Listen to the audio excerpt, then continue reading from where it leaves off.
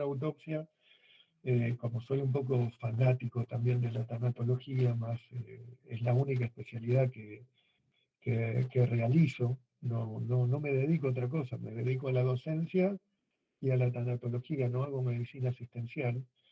Siempre le encuentro algún detalle. Por ejemplo, yo acá, que digo es un cadáver de sexo femenino, después de algunos años, 6 años, ¿no? Porque es del 2017, hoy hubiese puesto es un cadáver de sexo genotípico o de sexo genital femenino. No lo hubiese planteado así por todas las cuestiones de género que tenemos que también estar atentos, ¿no? La estatura, el peso, la piel, el color de ojos, el desarrollo osteomuscular, bueno, la dentadura. Nosotros en la morgue, no sé si no me recuerdo si lo dijo, yo fui 6 años jefe de morgue de La Plata. En la morgue de La Plata es la morgue más grande de la provincia de Buenos Aires. Tenemos un caudal de un giro, un giro de mesa de Morgani, por llamarlo de alguna forma, de 5 a 8 fallecidos día, o sea que estamos entre 1.300 a 2.000 y pico de 2.700, algún año malo que hemos tenido prácticamente 3.000 autopsias anuales. Es una morgue que tiene una carga laboral de nuestro departamento judicial nada más, ¿no? Eh, un caudal importante de autopsias. Como les digo, yo hoy en día veo esto y hubiese planteado eso. En cambio, también tenemos odontólogos forenses. Los odontólogos forenses cumplen una cuestión de identificación del cuerpo, por eso la toma del odontograma, pero también realizan otras funciones como huellas de mordida, que en este caso no había, toman también la función de auditoría médica y demás en su especialidad, ¿no? Bueno, entonces, la descripción del objeto cosa, describimos el cuerpo tal cual como ingresa a morgue. En este caso ya dijimos que, como iba a manipular, iba a ser una toma de muestra y no podía contaminar más de lo que ya estaba, por mínimo que sea, lo hago en este momento. Y luego continúo con la descripción y, como vemos ahí, describo el tatuaje con la forma, digamos, en forma verbal, con la forma más clara que pueda posible. Yo tengo que lograr que todo lo que yo describo, sean lesiones, sea tatuaje, sea señas particulares a valorios, el que lea el informe no tenga que buscar la foto para verlo, ya sencillamente se lo imagine. Entonces, con un vocabulario técnico, eh, sin ser rústico, pero sí utilizando palabras sencillas, describo. En este caso, un tatuaje que tiene los dos peces enlazándose y conformando un yin-yang. Dentro de las mismas señas particulares podría describir también cicatrices de vieja data, de cirugías previas, cicatrices nacaradas, o sea, esas cicatrices ya consolidadas, esas curas ya realizadas, o avalorios, todo aquel adorno o piercing que pueda tener la persona. Dentro del examen tanatológico vemos todo lo que es la tanatología, ¿no? Los fenómenos tanatológicos iniciales, los mediatos, los inmediatos, los describo y estimo una data de muerte. Dado el hecho de haber estado en cámara de frío, desestimamos en autopsia justamente la termometría. La tenemos protocolizada para los lugares del hecho. Pero una vez que el cuerpo llegó a la morgue, si cambiamos el tipo de ambiente, lo ponemos en cámara de frío, que va a acelerar justamente el intercambio térmico del cilindro cadavérico con el ambiente y demás, obviamente vamos a desestimar esa termometría. Mismo si el cuerpo estuvo en un mismo ambiente, pero más de 24 horas, porque más de 24 horas en nuestro medio ya entendemos que se está equilibrando con la temperatura ambiente y empieza a generarse ese segundo plató. El primer plató, la primera meseta es al inicio, el segundo plató es cuando estamos llegando a la temperatura ambiente, por eso también la mayoría, las fórmulas, inclusive los nomogramas, nos suelen dar este, em, diferencias que a veces son de tal magnitud que en lugar de solucionarnos la vida, nos la complejizan. Bueno, obviamente la descripción de todas las heridas que tengamos, eh, cuando yo siempre lo digo de la misma forma, yo cuando describo la herida hago la analogía a los puntos característicos que vemos en las huellas dactiloscópicas. Entonces le digo que las heridas tienen que estar ubicadas, situadas y dirigidas, ubicadas en qué segmento corporal, situadas con alguna, al menos dos referencias anatómicas, y qué dirección tienen en el caso de las trayectorias de proyectiles de arma de fuego, en el caso de heridas cortantes, si los podemos estimar. Obviamente la punzo cortante o la punzante pura también va a tener una trayectoria, no una dirección, pero sí una trayectoria intracorporal. Cuando hablo de trayectoria, yo me focalizo en lo intracorporal.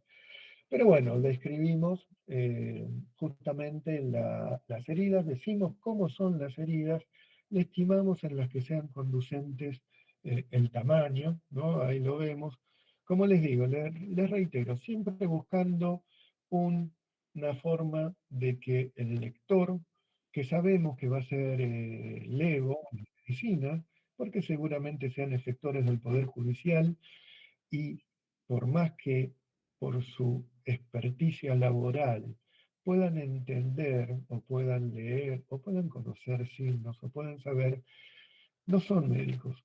Entonces, nosotros en nuestra función de peritos tratamos de hacerle la vida más sencilla al otro. Nosotros tratamos de explicar lo que está fuera del conocimiento vulgar, del conocimiento común, la experticia justamente de los entes que tienen que juzgar.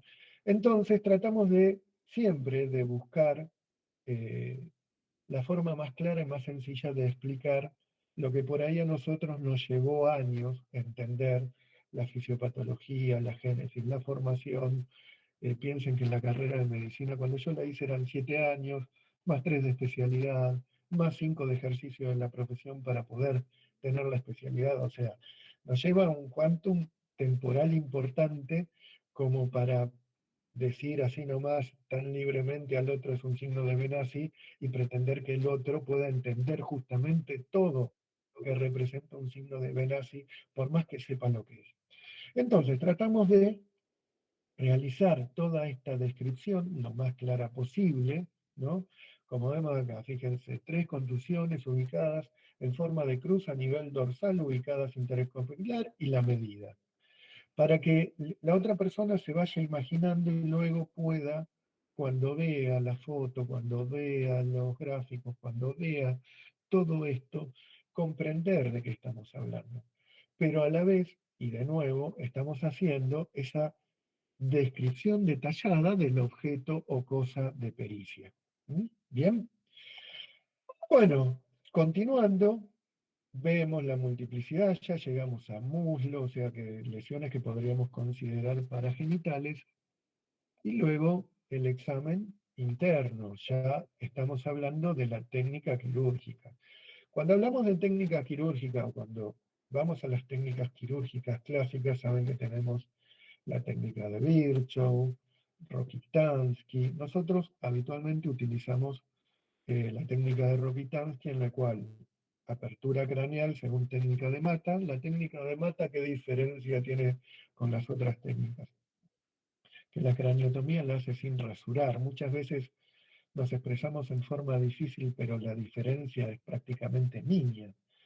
Eh, no es un corte Grisinger, el corte Grisinger es un corte que secciona todos los planos y secciona calota y expone el encéfalo. Es una técnica que por ahí la podemos aplicar en algo que tengamos que hacer en forma rápida, apurada, en un lugar del hecho que tengamos que intervenir la cabeza, o en una situación de desastre donde tengamos multiplicidad de cuerpos.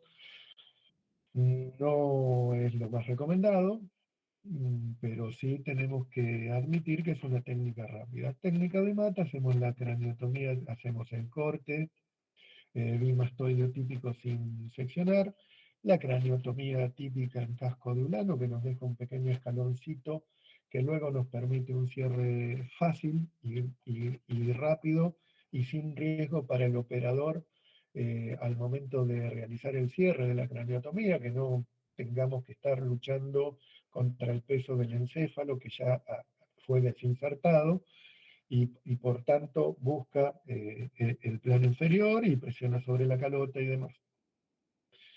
Entonces, describo esto, como les dije, ahora vamos a la descripción de la técnica y de lo que yo estoy haciendo.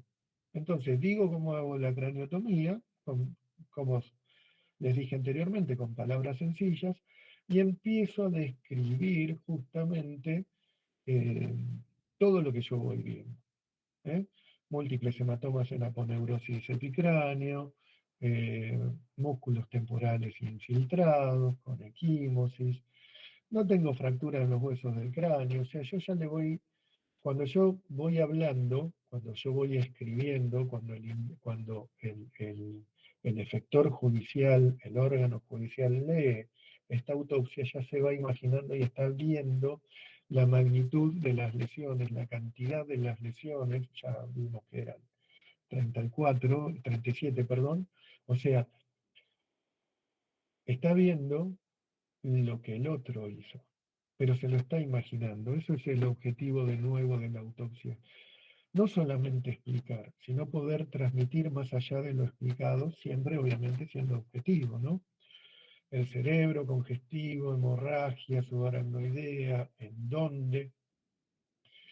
Vamos al otro tiempo, el tiempo tóraco-abdominal, describimos obviamente cada uno de los órganos y toda la descripción que hacemos y acá vamos a la parte que nos interesa, justamente la parte perineal, que es lo que vamos a tratar de poner mayor énfasis, mayor profundidad, eh, mayor cuestión en una o no, o decir no encontré nada en alguno de este tipo de crímenes, porque no solamente estamos para confirmar, también estamos para refutar la hipótesis. Justamente por eso siempre en la investigación del lugar del hecho es una hipótesis, perdón, del lugar del hecho. La investigación judicial es bajo el método hipotético deductivo.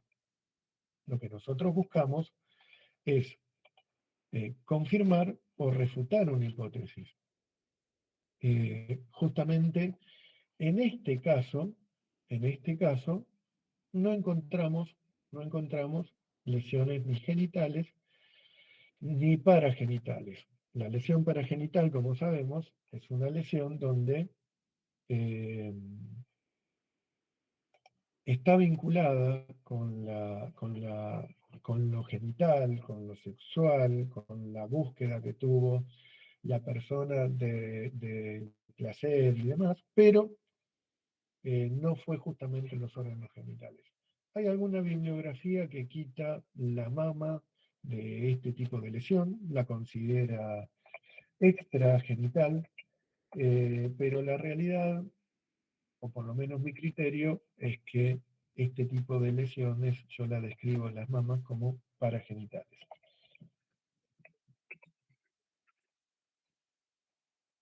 Les hago una consulta, ¿cómo vamos hasta ahora? Vamos bien, yo creo que el discurso es sencillo, estamos dentro de lo que entendemos todos, ¿no? ¿Hay alguna pregunta? ¿Quieren ver algo en particular? ¿Quieren saber algo puntual de todo lo que en este momento?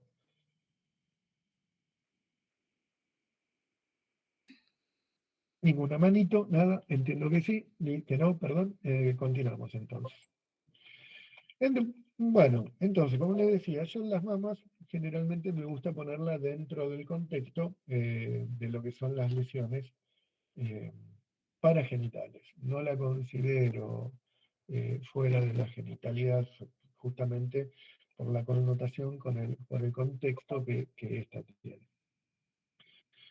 Una de las cuestiones que es de buena técnica siempre que haya este tipo de muerte, por ejemplo, o siempre que haya un feminicidio o femicidio, como les guste llamarlo, o siempre que haya un suicidio de una mujer, si tiene su útero, si por más que no esté en una edad fértil, obviamente no en un extremo, pero siempre es de buena técnica eh, abrir el útero y observarlo, independiente de las dosimetrías o las determinaciones que podamos llegar a tomar o a tener para ver un embarazo eh, por chiquitito que sea, siempre es de buena técnica examinar el útero y obviamente tener en consideración que es un causal de suicidio o causal de homicidio, el embarazo no deseado, de femicidio, perdón. Entonces, continuamos, vamos a el otro gran tiempo que anexamos en esta clase de muertes, que es el tiempo cervical. En el tiempo cervical, por más que lo veamos como cinco renglones, lo que estamos diciendo es justamente lo que estamos haciendo, disecar el cuello por todo plano anatómico, verificar lesiones del paquete vasculonervioso, proceder al descenso de la vía aérea, cortando los músculos miloideos, los músculos que generan el piso de la boca, abrir el esófago, examinar tanto la las estructuras prevertebrales como todas las estructuras respiratorias de atrás hacia adelante. Hoy lo vimos de adelante hacia atrás, de atrás hacia adelante. Y alguno puede decirme, y en otros casos no vemos la vía aérea, sí la vemos, pero no con este detalle. Porque cuando uno tiene una media de 1.300 o 1.000 autopsias al año, y no teníamos 5 médicos en una guardia por día realizando autopsias, eran dos, ¿no? Y por ahí el jefe de Metiche que está mirando, porque al perito siempre una de las funciones del jefe, una de las necesidades del jefe es acompañarlo, es brindarle un apoyo y auxiliarlo de ser necesario, o estar ahí para una consulta, ¿no? Cuando el perito se encuentra con algo que le genera una duda, no tiene que buscar al referente y en este caso al jefe. El jefe tiene que estar ahí apoyándolo. Entonces, como les digo, eh, sí lo examinamos, pero lo examinamos de otra forma. Yo puedo realizar una visión de los genitales y lo voy a describir y sencillamente voy a poner sin particularidades, pero no voy a eh, como en estos casos, a describir toda la técnica que hago o que lo miré en profundidad, como hoy que tomé los hisopados o que realicé una exéresis en bloque anogenital para verlo en la tabla de disección mucho más cómodamente, que en este caso no fue necesario, pero muchas veces se puede sacar todo un bloque anoperineal, ¿no? Cortando el piso de la pelvis, extrayendo todo en bloque y presentándolo en la mesa de disección para, como les dije, poder observarlo con mayor detenimiento, con un plano quirúrgico mucho más abierto que teniéndolo dentro del cuerpo. Entonces, hacemos la descripción del cuerpo, hacemos la descripción del cuello, hacemos la descripción de todo lo que hicimos y lo que observamos.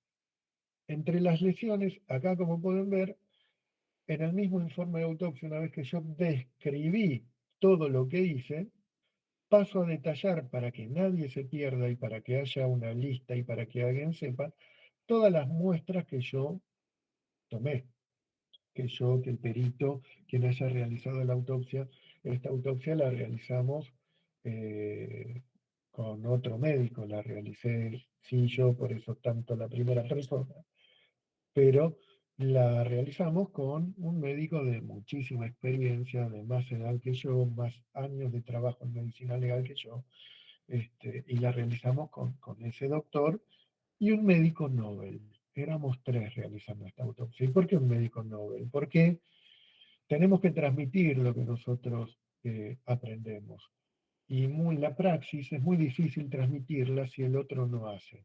Entonces, si las autopsias complicadas las hago yo, genial, pero no transmito nada. Ahora, si todas las autopsias complicadas o de estos hechos que realmente tienen por ahí su pequeña vuelta, por usar una frase del erario popular. Eh, si la hago yo solo y no me acompaña un médico Nobel, o la hago yo y no tengo un maestro como el que me acompañó a mí en ese momento, ¿cómo podemos hacer esa transmisión del conocimiento, pero no el conocimiento teórico? Ese conocimiento que te dan los años. Yo hoy, si bien en ese momento tenía una antigüedad importante, hoy tengo 30 años en policía. ¿Cómo hago yo para transmitirle esos 30 años de experiencia, que no fueron todos en el ámbito de policía científica, no fueron todos en el ámbito pericial, pero buena parte sí? Pero como mínimo 24 años sí. ¿Cómo hago para pasarle eso si no los hago trabajar conmigo? Bueno, eso es todas estas cuestiones que tenemos que tratar de ir transmitiendo. Bueno, como les decía, no me quiero ir, así podemos conversar un poquito. Hago un detalle de todas las muestras que tomé. ¿Y cómo son las muestras? Y las muestras que tomo en forma genérica van a tener dos objetivos. Uno, eh, darle fuerza a mi dictamen de cómo se produjo la muerte. Va a haber muestras que le van a dar fuerza a mi dictamen de cómo se produjo la muerte. En algún que otro caso, seguramente haya muestras que me ayuden a mí a ver cómo se produjo la muerte, porque no lo puedo determinar en el macro, no lo puedo determinar en el macroscópico. Sospecho que hay un veneno, pero no lo puedo comprobar. Veo algún signo de envenenamiento, algún músculo, pupila, algún olor, alguna característica de la sangre, del color de la mioglobina, o sea, el color que va a adquirir el músculo en términos generales, pero no lo puedo comprobar. Entonces, como no lo voy a poder comprobar, voy a tomar esa muestra toxicológica y voy a dejar esa autopsia a referencia de la muestra y cuando vuelva voy a ratificar o voy a rectificar. Pero también va a haber otras muestras que van a ser esas muestras que van a colaborar con la investigación, como estas que hablan de los hisopados, como esas que hablan de fragmentos pilosos. ¿Y por qué yo? Porque el lugar más idóneo para tomar ese tipo de muestra va a ser un ambiente como la mesa de Morgani en contra del lugar del hecho. El lugar del hecho nos permite la inmediatez, pero la precisión y la asepsia, por llamarlo de alguna forma, la falta de contaminación de esa muestra, en particular estas muestras tan delicadas como las tomas de muestras para ADN, ¿cuál es el lugar más idóneo? Y para mí va a ser la morgue, siempre. O sea, una mesa de Morgani que constantemente va girando el cuerpo, van cambiando los cuerpos, entonces yo la voy lavando, voy reemplazando, voy cambiando el instrumental, voy cambiando mis guantes, voy cambiando hasta el médico, porque no necesariamente el mismo médico que autopsió previamente va a hacer todas las autopsias de corrido, entonces obviamente el lugar más idóneo va a ser la morgue. Nuevamente, toda la descripción, como les dije, la consideración, en este caso había multiplicidad de lesiones, y lo que nosotros entendimos que había una lesión cortante que inundó la vía aérea de sangre, no murió desangrada esa chica, sino justamente murió asfixiada por esta comunicación anormal entre un paquete vascular nervioso y la vía aérea, que y hizo que se inunde de sangre. Justamente todo esto coayudado por la multiplicidad de golpes y el múltiple trauma encefálico que tenía, que generó todo ese contexto lesionológico que vimos hoy en el tiempo craneal. Y luego, cortito, la conclusión. Hoy vimos así rápidamente porque estoy mirando el reloj, la consideración donde yo explico y relaciono lo hallado con la forma de muerte y luego cortito la consideración. Y por último, hay un aforismo de dos patólogos franceses muy dentro de estos próceres de la medicina legal, que son Roussy y Améville. Estos patólogos franceses decían que los informes periciales, lo hacemos general, pero ellos se referían justamente a la autopsia, tenían que ser completos, metódicos, sistemáticos e ilustrados. ¿Cómo va a ser completo si yo no examino la cabeza por más que no tenga ninguna lesión? ¿Cómo no voy a seguir un método y estoy describiendo la técnica de autopsia?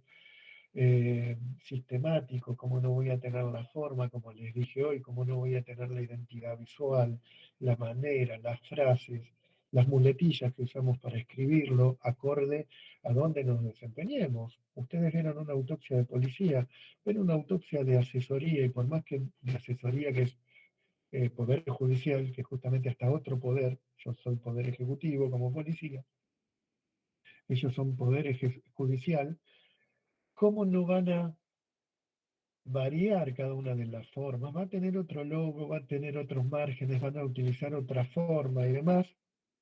Sí, perdón. Eh, ahí está. Y cómo eh,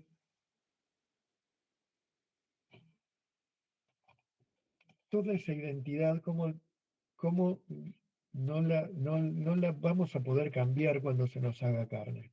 Entonces la idea es que cada uno de nosotros, cuando nos acostumbremos a escribir esta clase de informes, cuando el sector judicial lo mira, diga, esta es una autopsia de policía, y esta es una excelente autopsia de policía. Pero la parte que ahora, si me permite, perdón, Wilber no, Jorge Luis, yo ahora voy a cambiar un poquito, pero la autopsia se las doy, se la hago llegar, no sé cómo, si les dejo mi número de teléfono, si quieren me pasan un WhatsApp, no hay problema, yo se las hago llegar, no es, como les digo, ya fue el juicio oral, ya estuvo, así que no hay mayor inconveniente. Continúo. ¿Cómo hago la parte de ilustrado? Y la parte de ilustrado muchas veces uno se vuelve loco sacando fotos, y sacamos fotos de... sí, Ronald, por favor, dígame.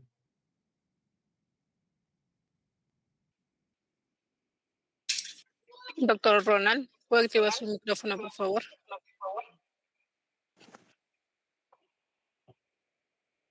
Doctor Ronald.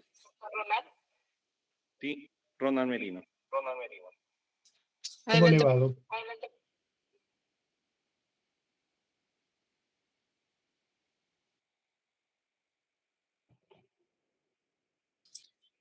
Parece que tiene un problema con su audio. Sí, Doc, mire, para no se preocupe, si no es muy largo, lo puede explicar, lo puede plantear en el chat. Y si no, yo ahora termino, les muestro esto y nos vemos todas las caras y me preguntan lo que quieren, no hay ningún problema.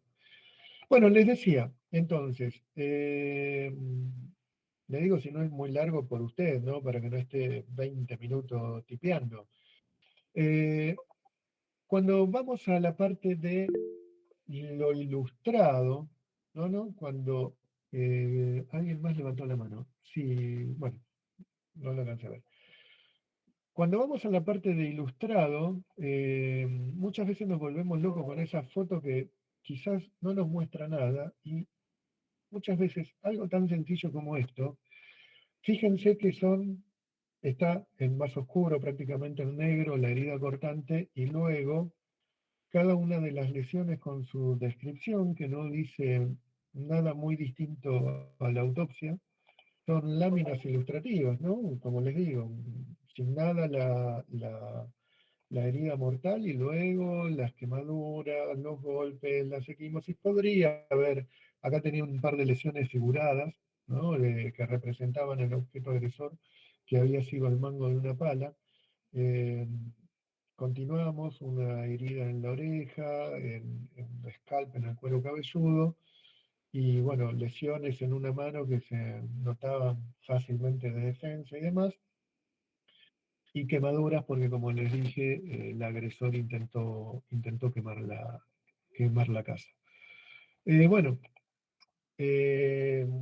cerré, no se preocupe, yo ahora trato de hacerle llegar, le doy a la señora Leticia si es tan amable de ejercer como mediadora, yo si no tiene inconveniente le No, hago llegarle el informe. sí, doctor, ¿Eh? muchas gracias.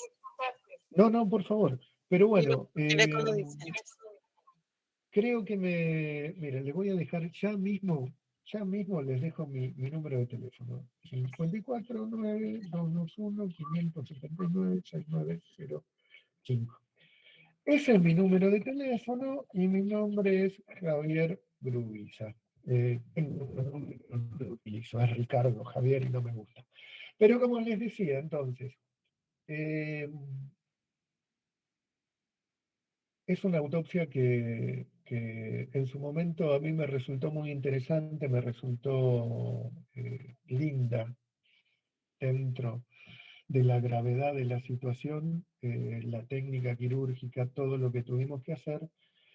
Y al día de hoy, como les dije, como somos medio fanáticos, la veo y pienso que me faltaron 20.000 cosas y es lo que trato de transmitirle a los otros, ¿no? Que cuando veamos que no nos conformemos, que no tenemos un techo. Siempre podemos hacer las cosas un poco mejor y siempre busquemos el perfeccionismo ya prácticamente la manía, ¿no? Porque terminamos siendo maniáticos de lo que hacemos. Los médicos legistas, yo creo que una de nuestras contras es eso, que nos mata por ahí la obsesión. Primero que no es médico legista el que quiere, sino el que puede. Segundo, no es una especialidad en la que nos llenemos de dinero o hallemos la fama, salvo por ahí puntualmente algún que otro caso resonado, alguna persona reconocida y que con el nombre de esa persona acompaña el nuestro y lo autopsió fulanito, ¿no? No vamos a tener renombre, ni vamos a encontrar ni fama, ni dinero, ni bienestar, ni nada. Es más, por el contrario, nos trae problemas ser médicos legistas. En mi función muchas veces nos llamaban a las 3 de la mañana y ya mi señora me miraba como diciendo, otra vez a las 3 de la mañana, vos cambiame por 2 de 25 si querés, pero no me mientas. Pero no, la realidad es que terminamos siendo fanáticos a pesar de, ¿no? Y puntos suspensivos, a pesar de todo lo que pasa en nuestra especialidad. Doc, cuénteme que hoy había levantado la mano, abrió el audio, a ver si nos podemos comunicar ahora, a ver qué era lo que quería preguntar, o si alguien quiere preguntar alguna otra cosa. Estimado Vicente, ¿puedan Bueno, activar su micrófono para que puedan intervenir, por favor? Adelante, doctora Guamán Reyes. ¿Qué tal, doctor Javier? Qué gusto poder haber escuchado su exposición.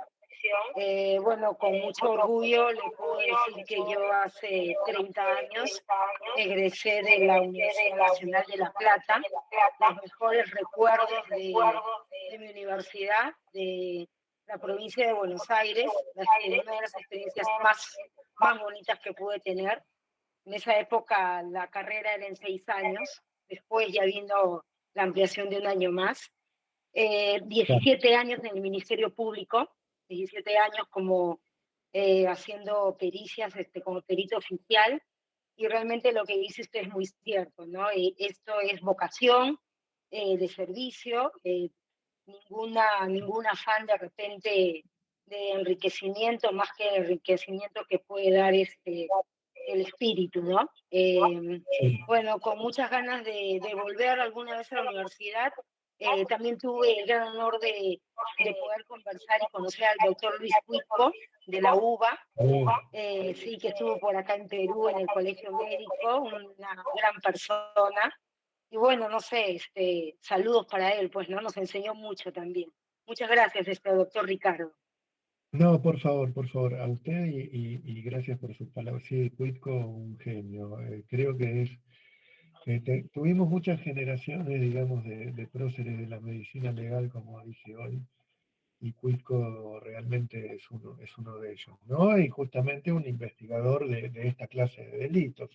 ¿no? de delitos contra la integridad sexual, justamente es su tema, ¿no? Así como cada uno por ahí se vuelca a determinado, puntualmente a determinado ámbito dentro de esta parafernalia de delitos que tenemos hoy en día. Los delitos contra la integridad sexual entiendo que son el tema del doctor Cuitco. Bueno, nada, yo a su disposición y bueno, si no tienen ninguna preguntita. Sí. La doctora Narvi Sí, Arce. Adelante, por favor, puede activar su micrófono, doctora. Buenas tardes, doctor buenas tardes. Javier. Javier, dígame, Javier. Doctor, una pequeña consulta solamente. Quería preguntarle si es que usted, digamos, en la práctica habitual de las necropsias, si es que siempre, digamos, se estila examinar la región genital a todos los cadáveres femeninos, independientemente de la edad. Sí, a Si todos se hace- y no solamente femeninos, también los masculinos. Examinamos la región genital. A ver, como les dije hoy, la autopsia es completa. Entonces, examinamos la región genital, la observamos y la describimos. Como le digo, más de una vez la cuestión va a ser sin particularidades o con alguna lesión que no tenga que ver con el mecanismo mortal, pero sí lo examinamos, masculinos, femeninos, adultos mayores. Hay multiplicidad de casos, miren, ese hubiese sido otro lindo caso para que todos. Hay multiplicidad de abusos en geriátricos, en hospitales neuropsiquiátricos, de personas de edad. Y siempre tenemos que hablar de los niños, ¿no? Totalmente. ¿No? Siempre lo examinamos. Independiente del sexo o la edad, lo que cambia quizás, y cuando ya vamos presuponiendo o con la hipótesis de trabajo de que nos vamos a encontrar con un abuso, o lo vemos, cambiamos la profundidad del examen. Hacemos una disección mucho más cuidadosa, como en el caso de las asfixias mecánicas cuando estamos hablando del cuello.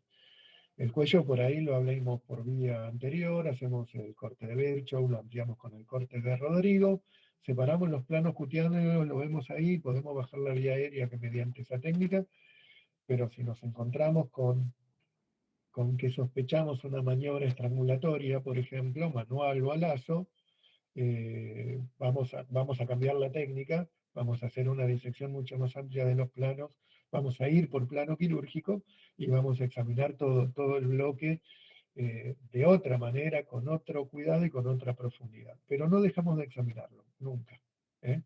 En ninguno de los casos. Es más, le puedo comentar a modo anecdótico, una vez teníamos una persona que parecía que había muerto, que hasta había sido abusada, una mujer de edad y demás, y nos encontramos todo esto según la hipótesis de trabajo que había hecho el personal policial que había llegado al lugar y que se había encontrado con una persona con problemas mentales, con esta señora fallecida y con el esposo de la señora herido en la mano e internado, ¿no? Porque eran dos personas de edad.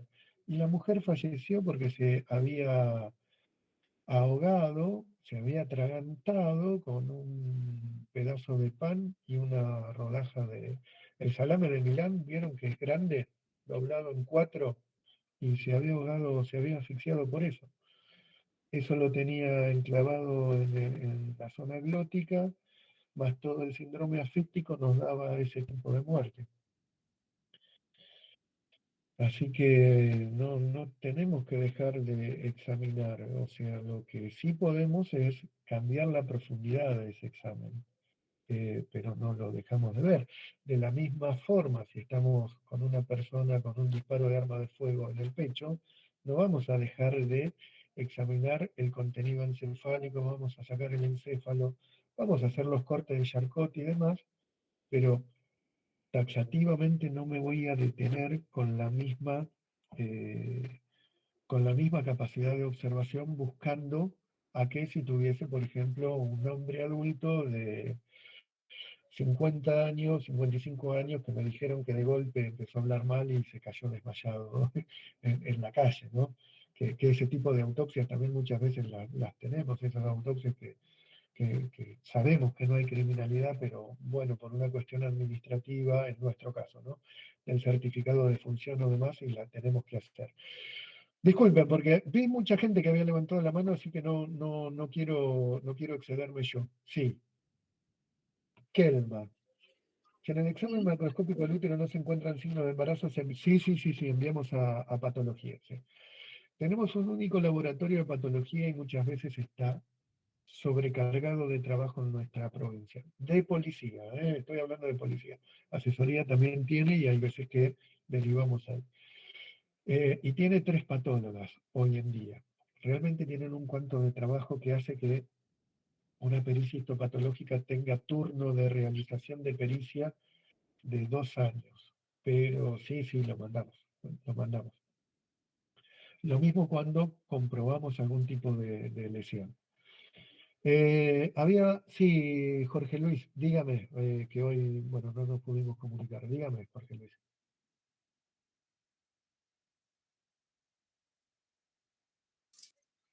Doctor Vázquez.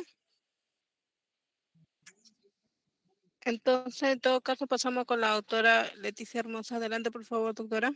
Para activar su micrófono, doctora. Doctor Javier, buenas tardes. Felicitarle Buenas tardes. y saludarle por tan importante exposición en la cual comparte sus conocimientos. Muchas gracias por ello. Le hablo desde Cusco. Doctor, solamente quiero hacerle la consulta respecto a lo siguiente. En el caso de que tomáramos conocimiento de que la oxita es diagnosticada de tuberculosis multidrogo resistente y hepatitis B, ¿cuál es la postura, cuál es la actitud que recomienda que debemos tener los médicos legistas tanto al momento de realizar el levantamiento de cadáver como durante la necropsia? Gracias. Bien, bueno. No, por favor, Leticia, mire, le voy a comentar justamente mi experiencia. A mí me tocó hacer una autopsia de un caso de meningitis. Meningitis diagnosticada, ¿no? Obviamente, una persona privada de su libertad, tuvimos que hacer la autopsia. Justamente tenía meningitis y bueno, nada, utilizar todas las medidas de seguridad que corresponden. Utilizamos los trajes tipo Tai-Chen, no el Tai-Beck de la firma DuPont, el traje que es amarillo cerrado, antiparras y máscaras. El barbijo obviamente de alta calidad. Y obviamente es de buena técnica utilizar doble par de guantes, por más que sea un poco molesto, en los casos, obviamente, en enfermedades de... Hay mucha mística con las enfermedades porque los organismos están preparados justamente para vivir en un cuerpo vivo, no en un cuerpo fallecido. Tenemos problemas más con la contaminación bacteriana, justamente por la putrefacción que con el contacto de enfermedades. Pero una de las excepciones es justamente el Mycobacterium tuberculosis por su resistencia al medio ambiente. De nuevo, traje de seguridad, máscara, buen barbijo, doble par de guantes y extremar todas las precauciones. Y hasta me animaría a decirle que no estaría de más, si es multiresistente, la profilaxis antibiótica. Doctor Jorge Luis, que al final ya estoy entrando en duda yo, que me quiere preguntar. Muy buena. No, lo que quería decir es que, por ejemplo, nosotros vi su exposición muy buena.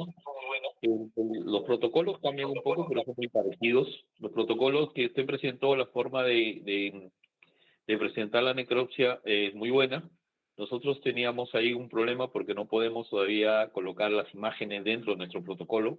Pero sin embargo, casi tenido protocolos, los he visto también en Centroamérica y algo como en Colombia, pero la descripción que se hace para integrar todos los hallazgos y esa apreciación médico-legal para explicar todos los trastornos fisiopatológicos que llevan a la muerte, también nosotros tenemos un espacio ahí que es mucho más pequeño, pero que lo tenemos.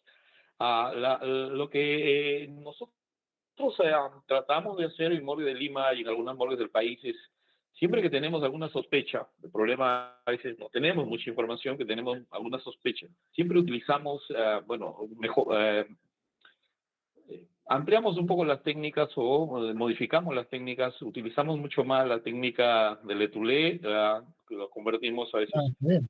a GOM, y lo otro que hacemos es sacar el bloque, o sea, si yo saco, por ejemplo, en bloque todo el canal vaginal, la vagina, hago un rombo abajo, de colo y saco todo esto con todo y útero, me puede ayudar a veces en algunas lesiones por tacamiento y también reviso el recto en la parte inferior, sacando con toda la mucosa rectal. Entonces, de esa forma abro y puedo tener las lesiones que se pueden pasar desapercibidas si no saco todo el bloque. Y eso también lo aconsejamos en los residentes para problemas ginecológicos obstétricos, ¿no? Y generalmente Claro. cuando sospechamos sacamos todo el bloque y luego lógicamente que vamos a cortar de acuerdo a lo que encontremos. Entonces la lesión es anterior, es posterior y buscamos cuerpos extraños y en todo caso trabajamos conjuntamente el médico legista y muchas veces el anatomopatólogo. Las circunstancias que usted dice es verdad, pero la pasión puede tratar y la ociosidad del perito y así también como las ganas y la actitud del perito, como usted bien lo ha recalcado, puede tratar de salvar muchas situaciones que en medicina legal, si nos ponemos a pensar que todo está mal o que no lo podemos hacer, a veces se encuentran al alcance del observador, pero otras veces no. Y entonces ahí es donde los exámenes auxiliares se juegan un papel fundamental y ahí tenemos algunos problemas, pero me parece que ahora están tratando de mejorar el sistema de ADN a nivel nacional y ojalá lo logren, porque la herramienta que ustedes tienen y manejan ADN pues es formidable, ¿no? Ahora hablan ya en su país, recientemente vi al maestro Losetti, al maestro Treza, en una exposición que hizo, creo en el último congreso que tuvieron ustedes, ya hablando un poco más de genómica y todo eso, y bueno, realmente sería un gusto darse por su país y mirar lo que están haciendo en lo que es ADN. Muchas gracias por la exposición, maestro, eso es lo único que quería decir. No, por favor, Jorge, mire, le voy a contar un par de cositas. Tengo un libro de Teresa dedicado, autografiado, digamos, ese está ahí guardado muy atesorado en mi biblioteca. A mí particularmente, y fue algo que no surgió de mí, sino que surgió de nuestra cuestión laboral, por ahí no hablamos tanto de protocolo, y creo que va a estar de acuerdo conmigo porque lo pude entrever entre sus palabras. El protocolo nos marca un camino del cual no podemos salir. Eso es un protocolo. Nosotros hablamos muchas veces de guía de trabajo. Tratamos de dar la libertad de que si nos encontramos ante una situación en la que nos tenemos que correr un poquito, podamos hacerlo. No ir en contra de la corriente, no ir para el otro lado. Pero si tenemos que salir del camino y caminar un poquito por el pasto en el mismo sentido, que lo podamos hacer. Por eso hablamos de guía de trabajo. Y la técnica de Letoulet es excelente para, por ejemplo, en nuestro caso, para los cadáveres quemados, cuando la piel se nos pone rígida, lo mismo que la T de lechamarzo y otras técnicas que nos permiten la apertura así de los planos cutáneos como si fuese un libro y la evisceración total, que si mal no recuerdo de la técnica de Bonn, la habré hecho, sí, 3, 4 veces. Una vez por un bendito proyectil que no encontrábamos y la placa lo mostraba y nosotros no lo podíamos encontrar y hicimos una evisceración total y tuvimos que seccionar todo lo que fue intestino en fragmentos de 10 centímetros y hasta que lo encontramos ahí, habiendo pasado apenas clavado bah, ahí, casi sin ingresar a la cavidad del intestino, submucoso, pero estuvimos horas con ese bendito proyectil y cada vez que sacábamos la placa para constatar de que no lo veíamos y después buscábamos y no lo podíamos encontrar y se veía que lo manipulábamos y se movía, o sea, manipulábamos las vísceras y se movía, o sea que tenía que ser visceral y no, nos volvió locos. Fue una de esas cosas que realmente, así como nos ha pasado esto justamente por lo que estoy diciendo yo mismo, ¿no? de proyectiles en ropa interior, y cuando tomamos la placa del cuerpo, que por ahí tenía la ropa interior, lo sacábamos y sacábamos la ropa interior y desaparecían esas cosas. Nos ha sucedido, o con la limpieza en la mesa de Morgani, porque había materia fecal y se había perdido con la materia fecal. Esas cosas eran algo que no solía suceder. Jorge Luis Armando, dígame, señor, que hoy dije Jorge Luis y usted levantó la mano y bueno, me refería, perdón, al doctor Vázquez. Doctor, buenas tardes. Felicidades por su ponencia. Pero le quería hacer una pregunta justo con lo que usted habló con respecto a los problemas o las problemáticas que hay en el laboratorio. Mire, por ejemplo, en el caso de que nosotros realizamos las necropsias, le hablo de un distrito en sí con el que yo trabajo, contamos con una morgue prestada, ¿no? Porque no tenemos la propia. En la cual, por ejemplo, cuando tenemos el caso de una fallecida por muerte violenta, en este caso, digamos, ahorcamiento, que sea pues menor de edad. Entonces nosotros le sacamos el hisopado vaginal como corresponde, pero solo a la hora de hacer la solicitud, solo solicitamos para determinar si hay presencia de semen y espermatozoides. Cuando usted comenzó su ponencia ha dicho que lo que se recomienda es el hisopado genital correspondiente más ADN, pero nosotros lo solemos solicitar primero confirmando que que haya primero presencia de espermatozoides. ¿Se puede esperar o es factible pedirlo al mismo tiempo? Esa era mi pregunta. Lo que pasa que en nuestro caso, la forma de trabajo del laboratorio químico nuestro es que hace toda esa secuencia de pasos ellos mismos. Yo tomo un hisopado o encuentro, mire, le voy a dar otro ejemplo para que se entienda bien el concepto. Encuentro una mancha roja que entiendo que es sangre. Entonces, y creo que por ahí no es de la víctima, sino que es de un victimario, de un agresor, de alguien. Ellos ya la toman y primero determinan si es sangre, luego si es animal o humana, luego si la sangre humana tiene componente o tiene entidad para pedir un material genético, y luego hacen el material genético. O sea, eso lo hacen ellos directamente. Pero está muy bueno eso, porque además, si lo ponemos en menor de edad, la presencia de semen ya habla de un abuso innegable. Ya la fiscalía ya tiene constatado el abuso y ya está. Pero bueno, les reitero, en el caso nuestro tomamos el hisopado, pero ellos hacen toda esa secuencia intrínseca. Yo pido, es más, yo no pido, yo la mando al laboratorio químico y les digo que es un hisopado vaginal y ellos hacen toda la secuencia de elementos. Yo por ahí los distingo con el hisopado nasal porque se sabe que es para toxicología, pero en su propio protocolo ellas hacen toda esa secuencia de pasos.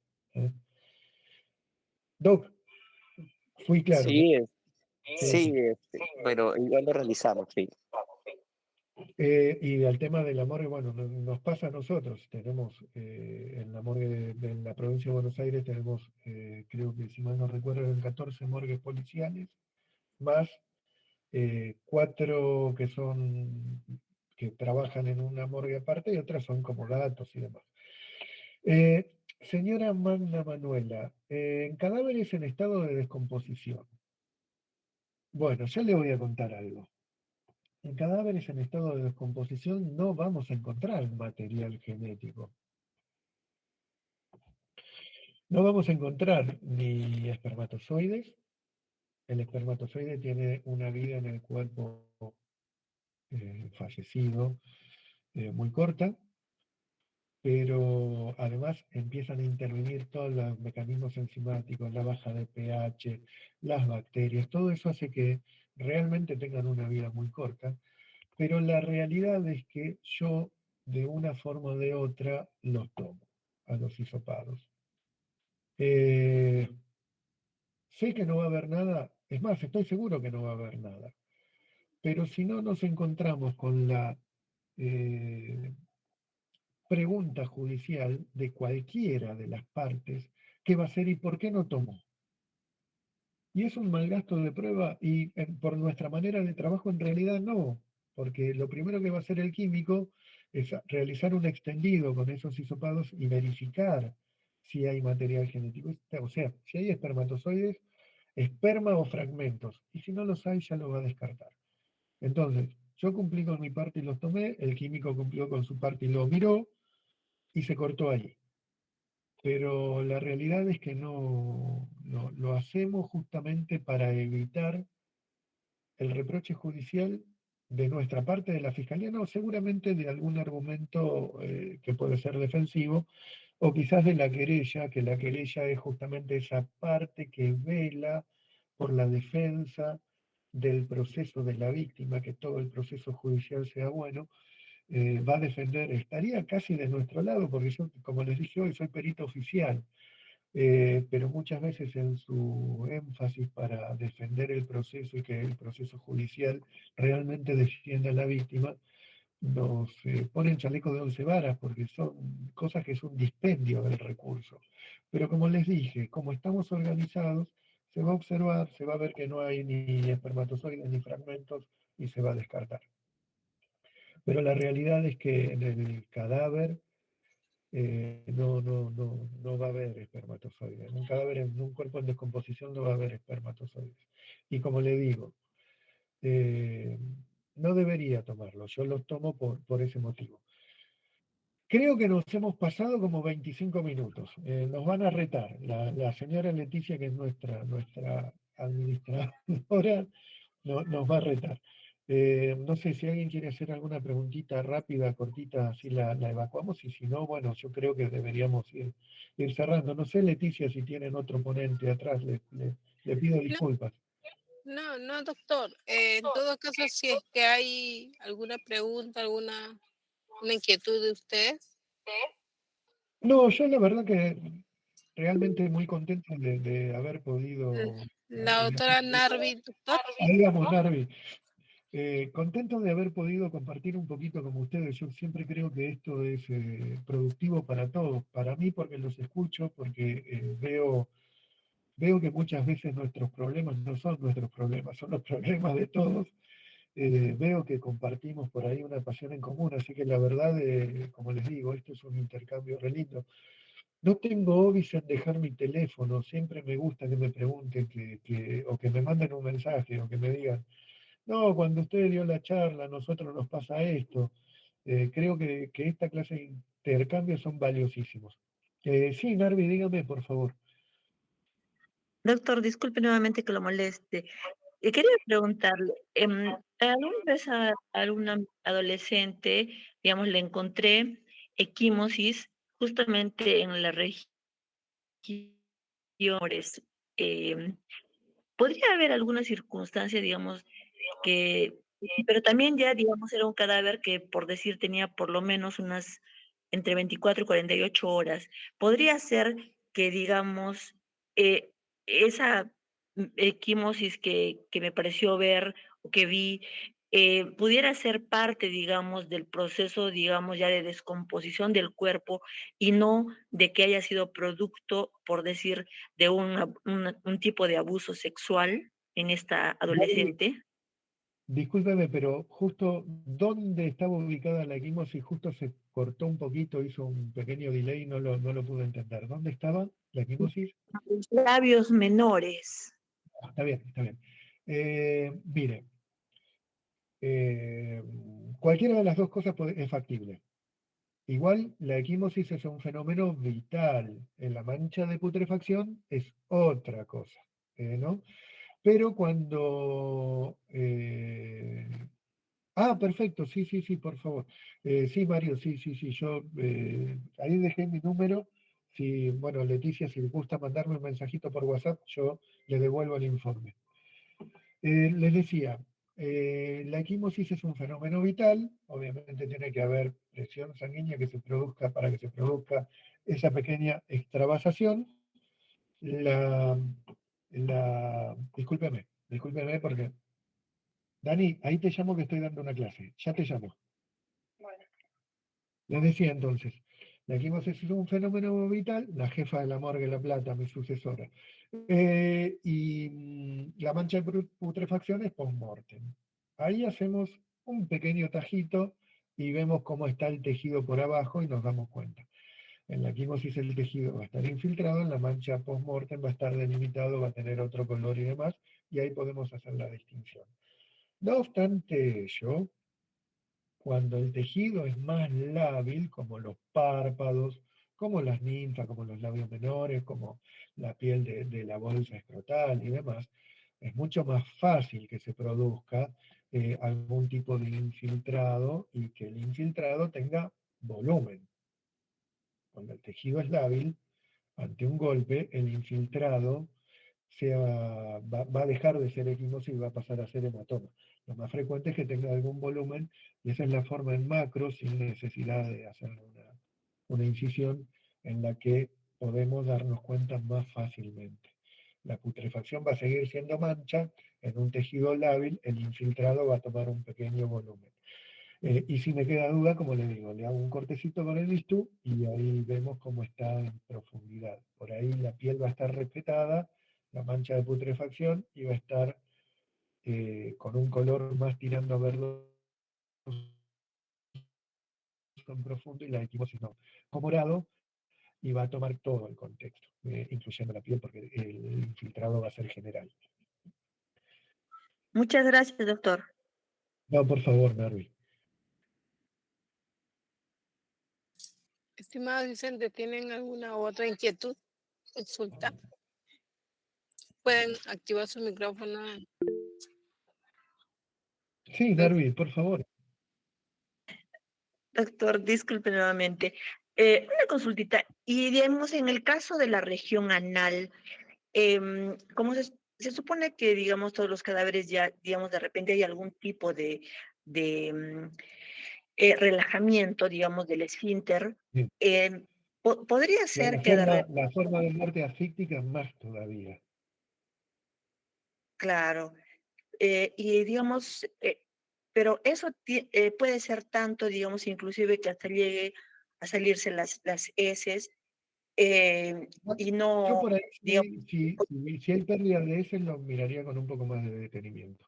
Habitualmente los sanos lesionados o los sanos infundibiliformes van a ser asimétricos. Y si son muy simétricos, yo ya sospecharía una relajación esfinteriana asfíctica. Y si me queda alguna duda, saco la muestrita y la mando a histopato. Y si hay un proceso fibroso, me va a hablar por ahí de una lesión crónica anal, y si no hay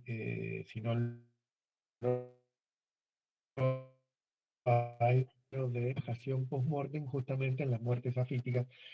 Salvo que tengamos una destrucción craneana importante, todos nos vamos a morir por una asfixia, y el infartado es una asfixia, el estrangulado es una asfixia, o sea, muchas veces vamos a ver este signo. Pero si, como le digo, generalmente el asfíctico es bien simétrico, es total. Si el asimétrico, por ahí sospecho en algo lesivo, pero si tengo alguna duda, tomo la muestrita. En este caso no voy a sacar un bloque perianal con genitales externos y demás, voy a tomar un conito anal nada más y lo mando a histopato, y ellos, ya le reitero, si ven un proceso fibroso, van a hablar de una lesión crónica, y si no lo ven la musculatura, ven una estructura microanatómica normal, seguramente va a ser algún relajamiento post-mortem. Va a ser la forma más práctica. Y vamos a ser dos médicos que lo digamos, no uno solo. Entonces, la muestrita muchas veces sirve para eso. Hay un viejo aforismo en clínica médica que dice que el que no sabe lo que busca, no entiende lo que encuentra. Eso es para que no tomemos muestras, o no tomamos, o no hagamos una batería de estudios inútiles porque no sabemos para dónde disparar. En este caso, la muestra nos sirva para que seamos dos médicos, para que digamos lo mismo, y por ahí es lo más criterioso, es lo más sano. muchas gracias, doctor. No, Narvi, por favor. Bueno, Leticia, ¿le parece si nos vamos despidiendo? Salvo que nos surja una manito más, vamos saludándonos.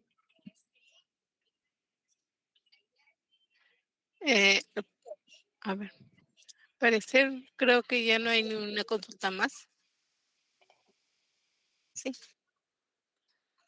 No, gracias Luis Fernando, muchísimas gracias. A nombre de la doctora Tatiana Mendieta sí. Barrera, gerente central de la Escuela del Ministerio Público, agradecemos al doctor Ricardo Javier Grubiza por su valioso aporte en el desarrollo de las competencias de cada uno de los docentes, orientado a fortalecer la especialidad y el desempeño funcional del presente curso.